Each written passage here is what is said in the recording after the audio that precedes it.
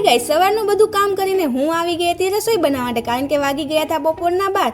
પછી મેં બનાવી નાખી ફટાફટ રસોઈ. તો બનાવ્યું છે જમવામાં વઘારેલા ભાત, મગ અને રોટલી, કારણ કે રાતને લોકો સવારે ઓફિસ વ્યા ગયા હતા અને હું હતી એકલી. તો પછી મેં ફટાફટ જમી લીધું અને જમીને બધું કામ પતાવી દીધું. અને એ કામ પતી ગયા પછી આપણું કામ છે મેન વિડીયો એડિટ કરવાનું. જે મેં વિડીયો એડિટ કર્યો ત્યાં મને બહુ માથું દુખવા મળ્યું. પછી વિચાર્યું કે લાવ ને થોડીક વાર માટે સૂઈ જાઉં. તો લાઇટને એવું બંધ કરીને મસ્ત સૂઈ ગઈ. સૂઈને જાગી તો સીધું ટ્રાન્ઝેક્શન થઈ ગયું. સૂતી ત્યારે કેટલી મસ્ત લાગતી હતી. કંઈ નહીં, ચાલો હવે ફટાફટ આપણે ફ્રેશ થઈ જઈએ.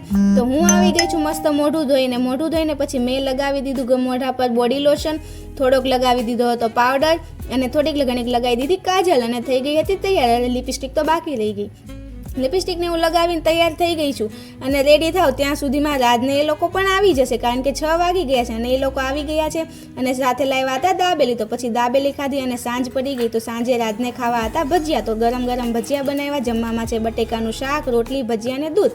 અને 7 નવેમ્બર એટલે બીજા દિવસે મારો બર્થડે હતો. તો રાતે પછી કેક કટિંગ કર્યું. Thank you so much. તો રાજ કેક લાવ્યા હતા.